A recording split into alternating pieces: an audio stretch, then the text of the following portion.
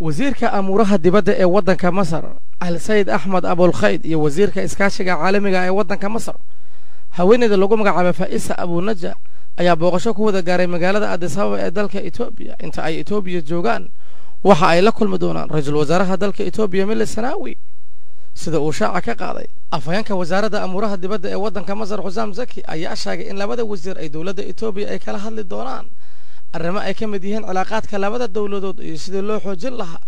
iskaashiga labada dhinac iyo isbedelada ka soo cusboonaaday biyaha webiga Niil iyo guud ahaanba geeska Afrika, xaaladda Soomaaliya, arrimo la xiriira xaaladaha cakaran ee waddanka Suudaan. afhayeenka wuxuu si gaar ah farta ugu feeqay in booqashada lagu lafaguri doono muranka ka jira biyaha webiga Niil iyo la isla falanqayn doono heshiiskii aan dhammaystirnayn ay isla saxiixdeen shanta dawladood oo mar webiga Niil oo Itoobiyana ay ka mid tahay. Hussam Zaki wuxuu intaas raacay in booqashada labada wasiir looga gol leeyahay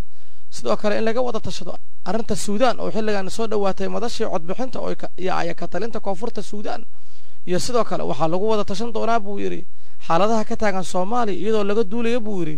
natiijooyinkii ka soo baxay shir madaxeedkii urur goboleedka IGAD oo sida loogu xoojin lahaa kaalinta ay ka qaadan karaan dawladaha gobolka joojinta dagaalada u dhaxeeya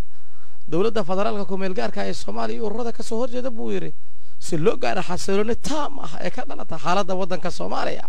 ma aha markii ugu horeysay oo labada wasiir ay booqasho sidan oo kale ay ku tagaan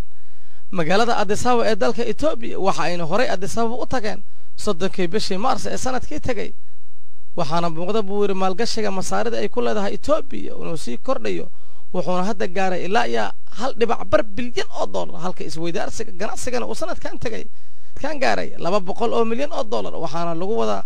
in korarka sanadkan soo socda si gaari doono in ka badan inta loogu talagalay.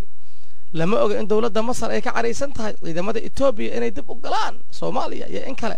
waxaase la saadaalin karaa in Masar ay arkaysa khatarta biyaha webiga Niil ay sii kordhi doonto haddii ay Itoobiya awood ku yeelato xaaladda waddanka Soomaaliya.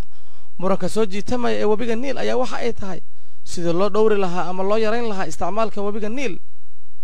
dawladda waddanka Masar ayaa guud ahaanba nolosha dadkan waxa ay ku xiran tahay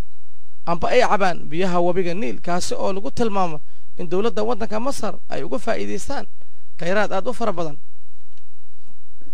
kolkii ay bilaabatay arrinta la xiriirta muranka biyaha webiga Niil ayaa waxaa ka carooday shacbiga Masaarida oo lagu tilmaamo shacbiga ugu fara badan ee Afrika.